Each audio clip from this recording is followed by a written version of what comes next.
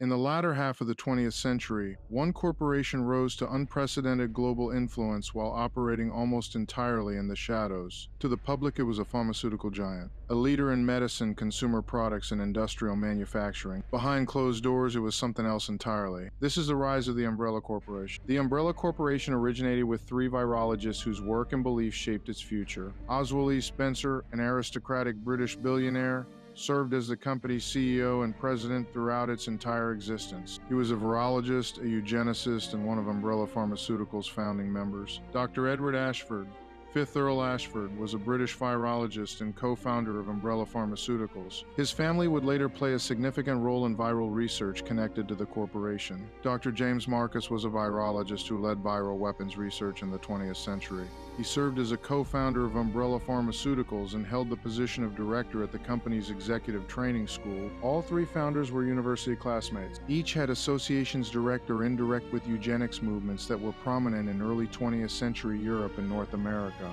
This initiative became known as the Two Virus Project. Initially, the project aimed to create a virus capable of overwhelming populations through infection. However, by 1978, development shifted toward mutagenic effects that kept infected hosts alive despite organ failure and severe brain damage. Infected individuals exhibited homicidal behavior and cannibalism while remaining physically active after cardiac arrest. Research under Dr. William Birkin expanded the project significantly in the late 1970s. Over time, Umbrella identified a recurring result. The two virus consistently cause extreme aggression in all infected organisms. Humans, animals, plants, and insects all exhibited hostile behavior after infection. This behavior was universal and unavoidable. Umbrella's ideological origins predated its corporate formation. Oswald Spencer was a student of Mother Miranda, from whom he learned that the human body could be transformed through infection by biological agents such as the mold. During his time in Miranda's Eastern European village, Spencer encountered the umbrella symbol of the four houses. This symbol would later become Umbrella's corporate emblem. In 1966, Dr. James Marcus developed a hypothesis regarding a mythical West African flower known as the Stairway of the Sun. He believed the flower granted powers through a mutagenic viral infection. A joint expedition to the Indapaya tribal lands confirmed the existence of both the flower and a virus contained within it.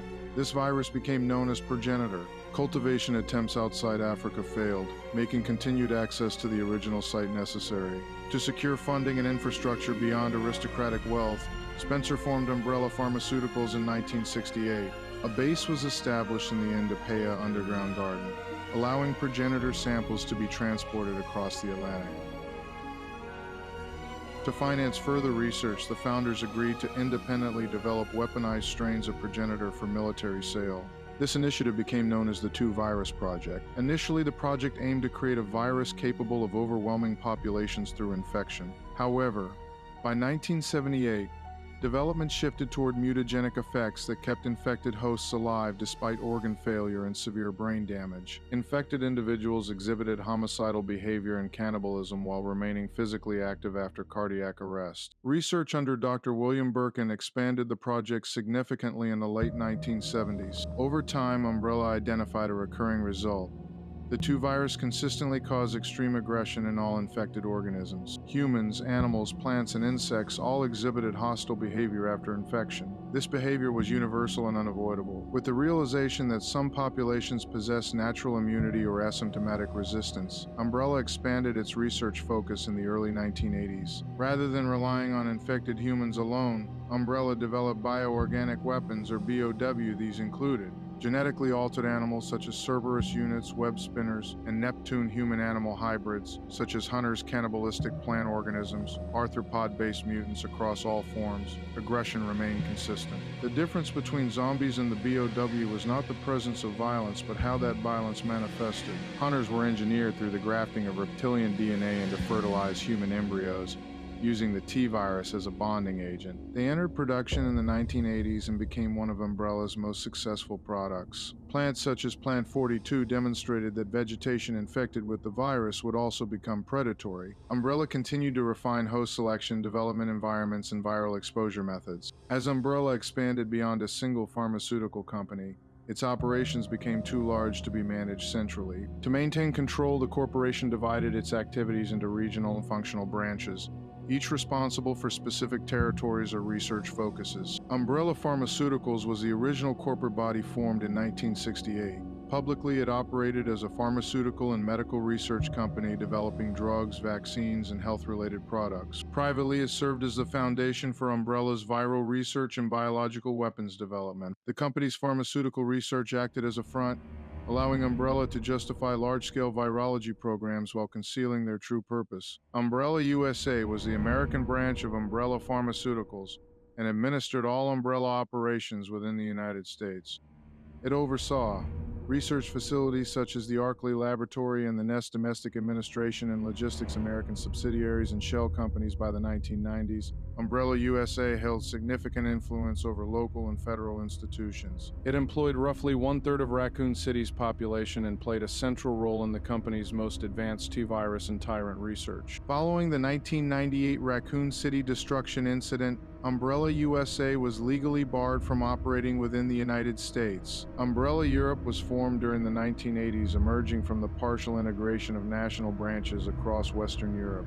Its formation was driven by dissatisfaction with Umbrella USA's dominance over research priorities. Umbrella Europe became responsible for independent viral research programs, development of alternative bioorganic weapon projects, facilities such as the Paris Laboratory. Notable European research included work on the Nemesis project and later experimentation with hybridized tyrant variants. Umbrella Japan Co., Limited was established in 1987. This branch administered Umbrella's research in biotechnology, industrial machinery, supporting technological infrastructure for bioweapons development.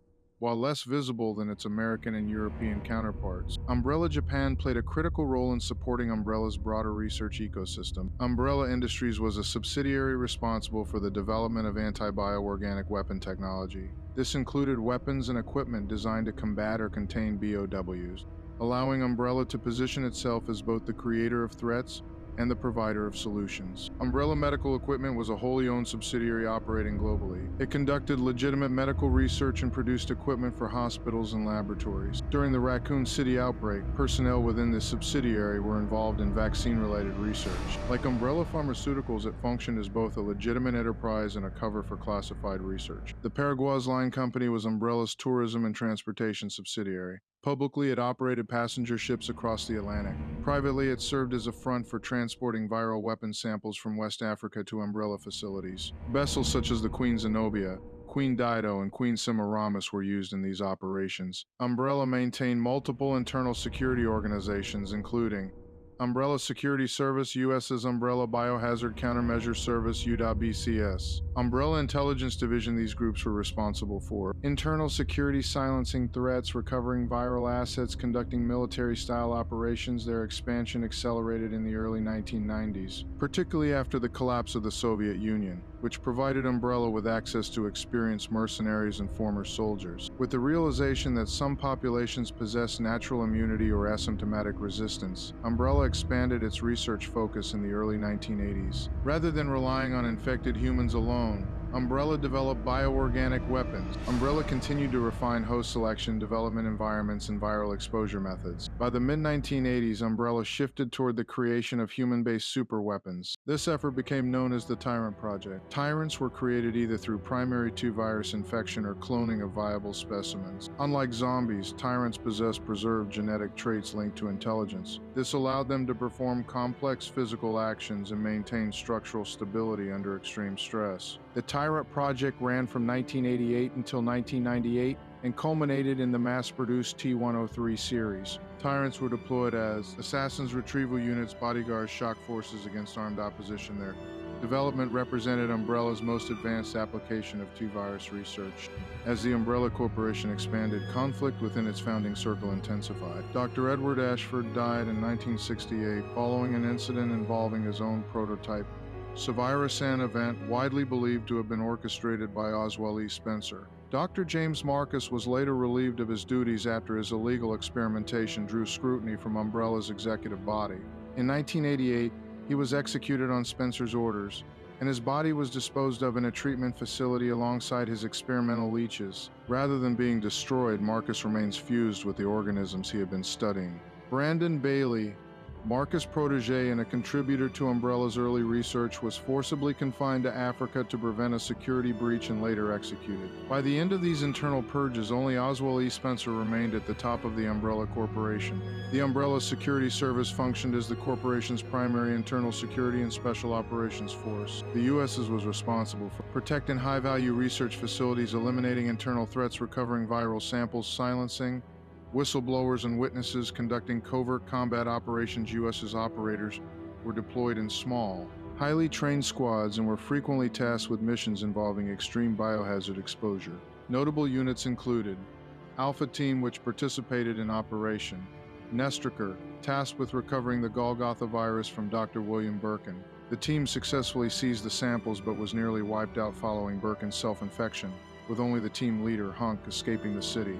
Delta Team's Wolfpack formed after earlier losses. This unit was deployed during the Raccoon City outbreak to destroy evidence of Umbrella's involvement, including civilians and RPD officers, while also engaging U.S. military forces sent into the city.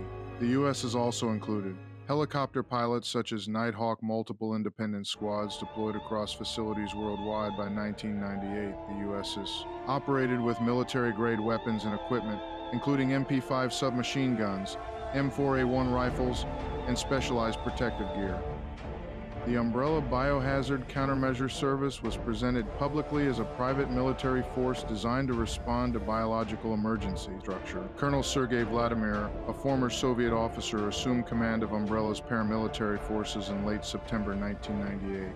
Umbrella also maintained an intelligence arm responsible for surveillance, espionage, and infiltration. This division, planet operatives within governments and militaries, monitored rival organizations, suppressed media investigations, identified internal dissent.